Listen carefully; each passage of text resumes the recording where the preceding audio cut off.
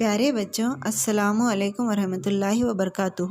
امید کرتی ہوں آپ سب بخیر ہوں گے۔ عزیز طلباء، آج ہم جماعت پنجم کی اردو کی درسی کتاب کا دوسرا سبق ہجری کیلنڈر کی کہانی کے بارے میں پڑھیں گے۔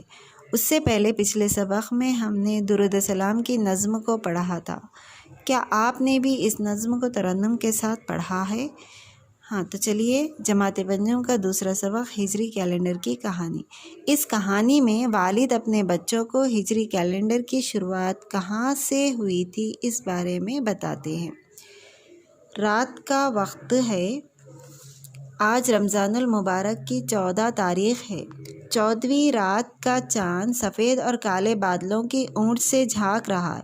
عادل اور اس کے بابا جان تراویح کی نماز پڑھ کر گھر کی چھت پر آرام کر رہے ہیں۔ عادل کو چاندنی رات کا یہ منظر بڑا دلکش اور خوبصورت لگا۔ آسمان پر چمکدار چاند دیکھ کر عادل نے اپنے بابا جان سے کہا، بابا جان دیکھیے تو کتنا بڑا اور روشن چاند ہے۔ بابا جان: ہاں بیٹے، 14ویں رات کا چاند اتنا ہی بڑا اور خوبصورت ہوتا ہے۔ اسی اثناء عادل کی دونوں بہنیں ردا اور ثنا بابا جان کے پاس آ کر بیٹھ گئی۔ ردا: واہ، کتنا خوبصورت چاند ہے بابا جان، ہم کیوں چاند کو دیکھ کر روزے رکھتے ہیں اور عید مناتے ہیں؟ بابا جان: پیارے بچوں، آپ نے بہت اچھا سوال پوچھا ہے۔ وہ اس لیے کہ ہماری بہت سی عبادات چاند کی تاریخ کے مطابق ہوتی ہیں۔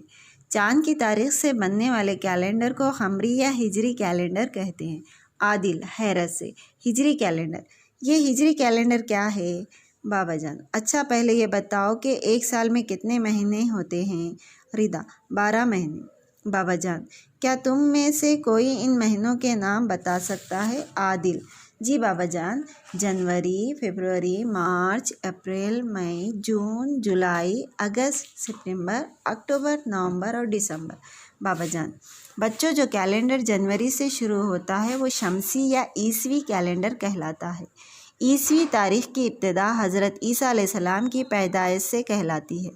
عیسوی کیلنڈر کو عیسائیوں نے بنایا ہے، جبکہ ہجری کیلنڈر کو مسلمانوں نے بنایا ہے، اور یہ کیلنڈر ہمارے رسول حضرت محمد صلی اللہ علیہ وسلم کے ہجرت کے واقعے سے شروع ہوتا ہے۔ پیارے بچوں، جبھی بھی ہمارے حضور محمد صلی اللہ علیہ وسلم کا نام آئے، آپ سب درود شریف پڑھا کریں۔ اس بنا پر اس کو ہجری کیلنڈر کہتے ہیں۔ عادل: بابا جان، ہجری کیلنڈر بننے کی کوئی خاص وجہ تھی؟ بابا جان: ہاں بیٹے، اس کی ایک بہت خاص وجہ تھی۔ بابا جان: اسلامی کیلنڈر کی بنیاد سب سے پہلے رسول اللہ صلی اللہ علیہ وسلم نے اللہ کے حکم سے حجۃ الوداع کے موقع پر رکھی۔ حجۃ الوداع کے معنی ہیں اللہ کے نبی صلی اللہ علیہ وسلم کی تمام صحابہ کے سامنے آخری تقریر۔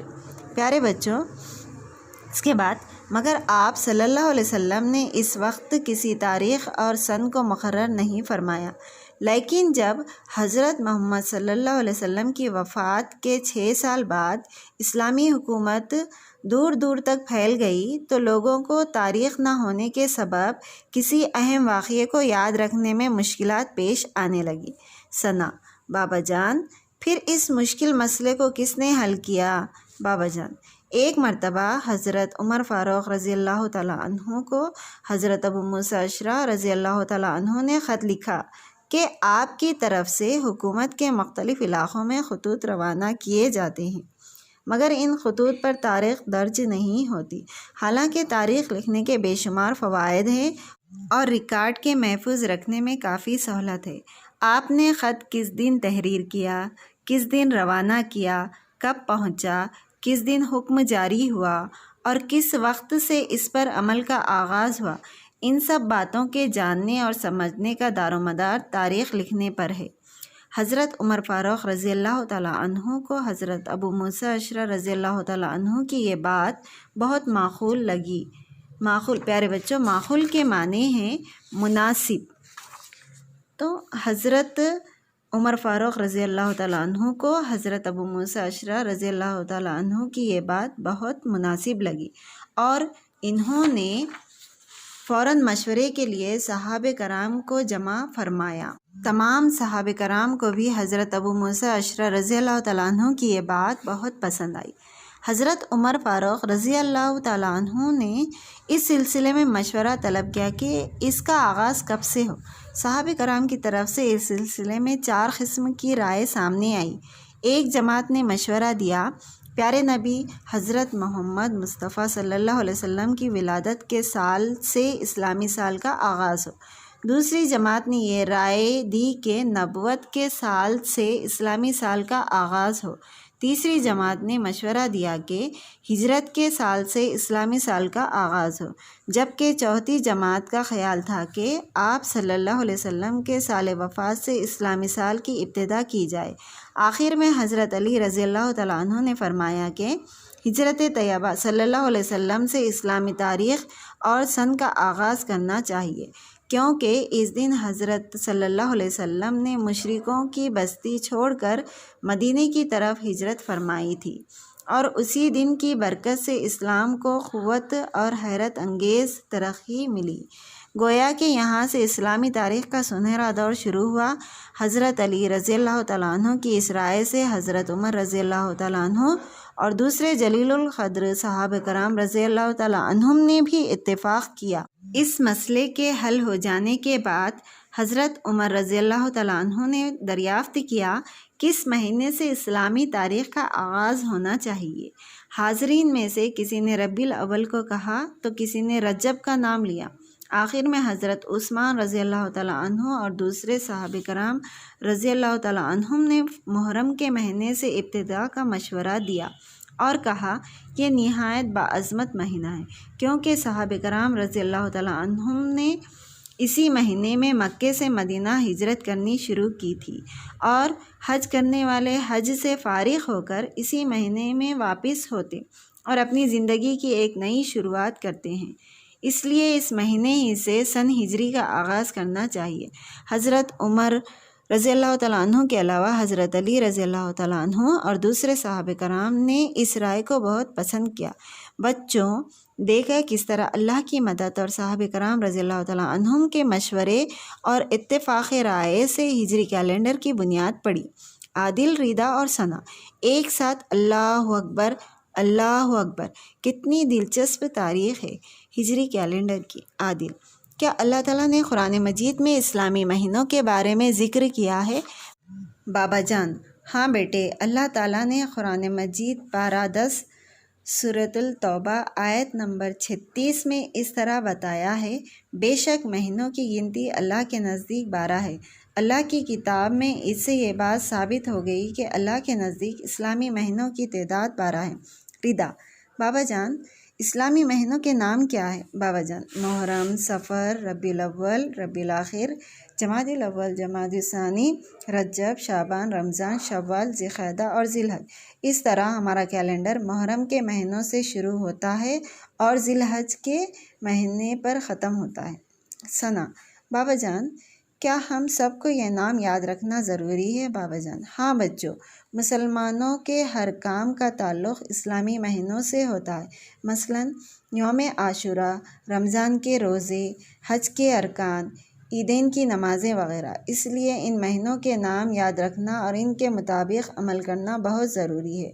ثنا: بابا جان، ان اسلامی مہینوں میں اہمیت کے لحاظ سے کم و زیادہ کون سے ہیں؟ بابا جان: اللہ تعالیٰ کے نزدیک کوئی دن، مہینہ اور سال اچھا یا برا نہیں ہوتا، بلکہ ہر ایک یکساں ہے، لیکن ہاں کچھ دنوں اور مہینوں کو اللہ تعالیٰ نے فضیلت بخشی ہے تاکہ ہم اللہ کی خوب عبادت کرتے ہوئے ان مبارک ایام خاص میں اس کا فضل و کرم حاصل کریں۔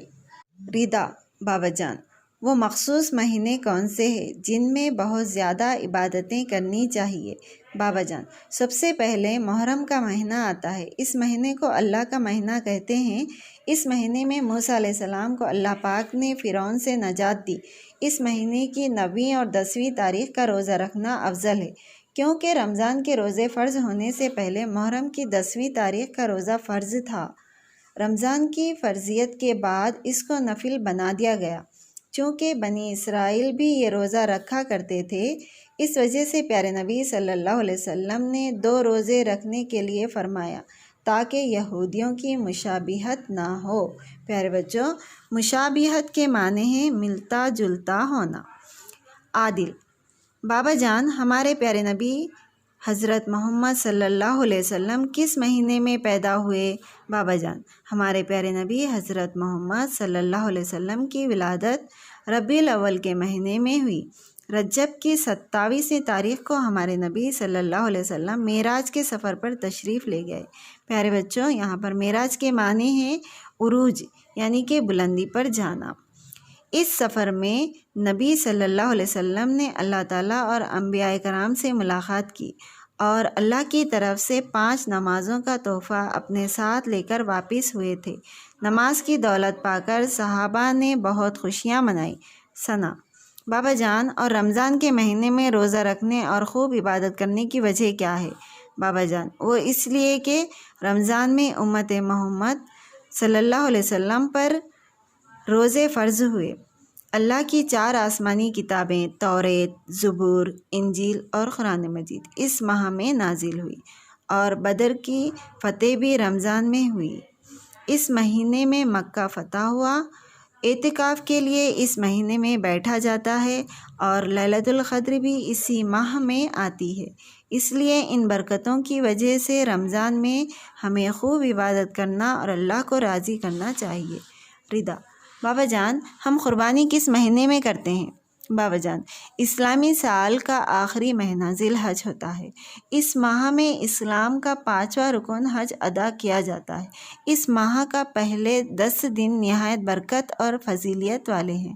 جن ایام میں حاجی مناسک حج کی ادائیگی کرتے ہیں اور 10 ذی الحج کو عید الاضحیٰ کے موقع پر قربانی کی جاتی ہے، اس لیے اسلامی مہینوں اور تاریخوں کو یاد رکھنا فرض کفایہ ہے، یعنی کسی بستی یا آبادی کے کچھ مسلمان بھی یاد رکھیں تو سب کی طرف سے فرضیت ادا ہو جاتی ہے، لیکن سب کا یاد رکھنا مستحب ہے۔ ثنا: بابا جان، آئندہ رمضان کے مہینے میں میں روزے رکھوں گی اور خوب عبادت کروں گی۔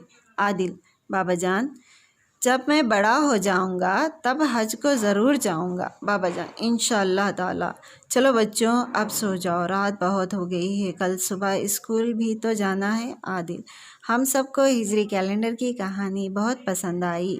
انشاءاللہ ہم اسلامی مہینوں کے نام ضرور یاد کریں گے اور ان کے مطابق عمل بھی کریں گے، اور کل اسکول جا کر اپنے دوستوں کو بھی بتائیں گے۔ پیارے بچوں، آپ سب کو یہ کہانی بہت پسند آئی ہوں گی، اور اس سے آپ کو یہ معلومات حاصل ہو گئے ہوں گے کہ ہجری کیلنڈر کی شروعات کہاں سے ہوئی ہے۔